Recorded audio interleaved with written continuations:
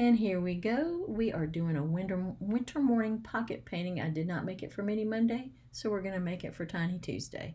And I have masked out all of my drawing that I want to remain white on my little paper here. And it's 3.5 by 3.5 inches. I'm wetting the background with some clean, clear water. Then I'm going to start dropping in a little lemon yellow into that wet background, a little new gamboge, some pyrrole scarlet mixed with the yellow to make a nice orange, and at the end we're going to put in a little bit of Windsor purple, maybe a little bit of ultramarine blue. So now I'm just putting in that new gamboge, going to put in a little bit of orange, and just let the water do its work. This is how the sun, it's just a sunrise coming over the hill on a nice cold winter morning. Now I'm adding that Windsor violet just at the top. I don't want the violet to mix too much with the oranges and the yellows because you'll get, brown or gray, and I don't want that. You see I got those two down there in the orange and they look a lot more gray or browner, so I might kind of dab those up. I'm not really liking those, so I'll probably dab that up with a tissue in a minute. Let's put some orange over it, see if some of that blends in a little bit.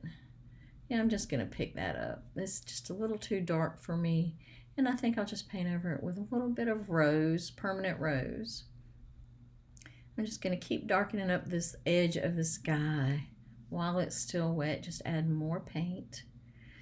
And now, while it's still wet, I'm going to add a few little sprinkles of salt just around the tree. I just want to give it that frosty look. Now, you'll have to let your background dry naturally while the salt is working. So don't use a blow dry on it. Just let the salt do its thing. While it's doing that, you mix together some of your purple, a little ultramarine, and a little tiny bit of yellow to gray it down some. And we'll start painting the shadows in on those hills and under the trees. Now wet it a little bit first, drop the shadow color in, let it sort of blend out, taking a wet brush and blending around that evergreen tree, and just kind of giving the snow a little bit of shadow. Snow is actually not all white, it does have some colors in it, and we are going with a dark purpley sort of shadow color. And I've made sort of a pathway between these two broken fences just by making it just a little darker in there. And I dabbed up a little bit because there wasn't enough white in that area. It was just a little too purple. And just around the fence posts, we're going to give them a little shadow. The sun is coming up behind them, so the shadow will be coming toward us. And in the background, on that background hill, a little more shadow. And I'm going to darken up that little pathway through the broken fence just a little bit. I'm just going to take some greens and we're going to work on this evergreen tree. You see, I've already masked out where I want the snow to be on top of the branches. So we're just basically painting the branches under the snow. I'm just using a little bit of Hooker's green right here with a little bit of pyrrole mixed with it, and just a tiny bit of green gold mixed in it. It's really just a green. You could probably just use the sap green if you want, or the Hooker's green. You don't have to mix the greens up. I had other ideas when I started, but then once I started painting, I'm just going with this one color green. So I was going to do some lights and darks and all that kind of stuff, but that was just making it too complicated. So I'm just going with one color of the green. Once you get that all painted in, let that dry. Now I'm coming in with some darker shadows where the fence posts are. And there's been so much snow that these doggone fence posts are bending and broken in some spots because the snow was too heavy for them. So they're leaning just a little bit, but they're still there and they give a lot of interest to the foreground. So we're going to go with that. Just darken up that shadow underneath I'm calling it a Christmas tree, underneath the evergreen tree. And just on one side of that path where the hill meets the bottom of the path, or the edge of the path, I guess you could say. A little more shadow work, a little darkening those up. Starting to look pretty good. Where else can I put a few shadows in here? Let's go along this fence line far off in the background. We're just going to put a shadow under it and just do some more shadow work there. And I'm just blending that other shadow. It looks a little bit harsher, so I'm just taking a wet brush and going over it, softening it up just a little bit, darkening up the shadow right underneath the evergreen. Just kind of fiddling with it is really what I'm doing. I'm a big fiddler. So I've got a little bit of Payne's Gray and a little bit of burnt umber, and I've mixed them together. My camera is focusing on my hand instead of what I'm painting. Sorry about that. And I'm just making just little tiny dashes, little lines way on that last hill, that hill right where the sun is just starting to peek over. And that's going to be our forest line in the background. So we're going to paint these just lines right onto the dry paper. And just do a few back here and behind the trees too, so that it continues.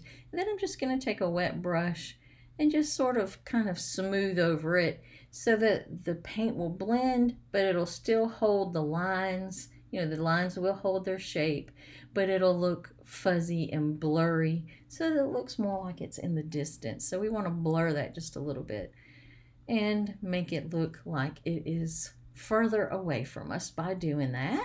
So there we go, that looks pretty good.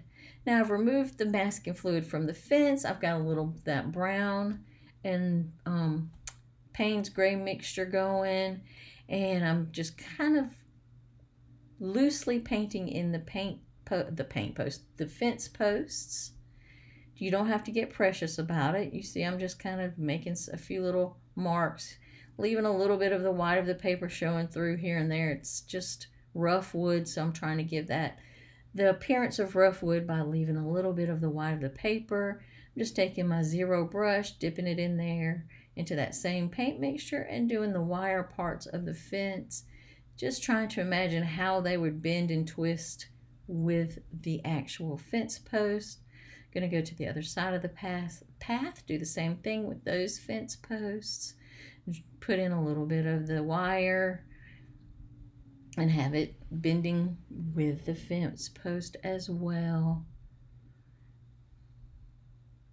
And letting a little bit of the white shine through so that it has a little bit of a texture to it. Now I've taken off the masking fluid to the very back fence, and we're just going to take our zero brush and go right down there and just paint those fence posts in. Just little dash marks is all it is. It's nothing difficult. Then we're going to put those cross boards in. Just like that. With that same mixture, we're going to start painting in the trees.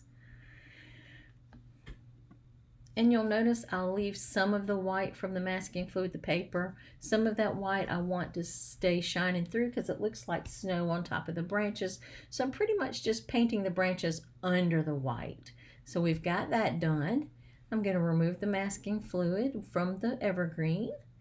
And we're just going to add some shadows, some darker green shadows right underneath where the snow is laying on those branches, just to give it some dimension.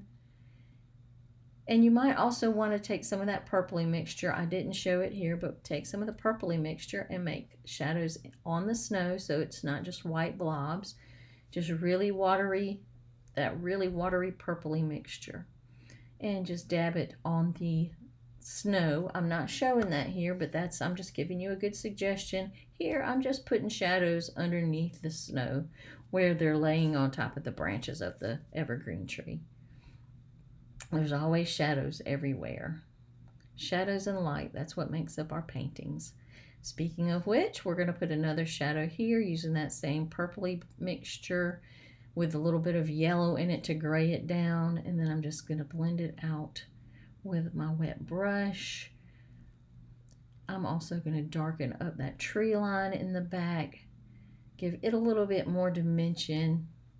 And I'm going to come and put in some fence post shadows, just like we did with the ones in the foreground. Just give a hint of the tree shadows. We're not getting into the tree shadows too much.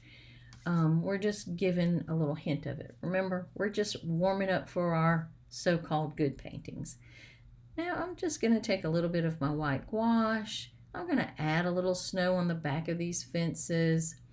just some snow on the ground in some spots just to make it sparkly, have some texture to it. This is an optional step. I'm even going to add a little bit more snow to the trees and along the top of the fence post, the cross posts of the fence in the back, and just here and there, just under the tree a little bit, just to give it some texture.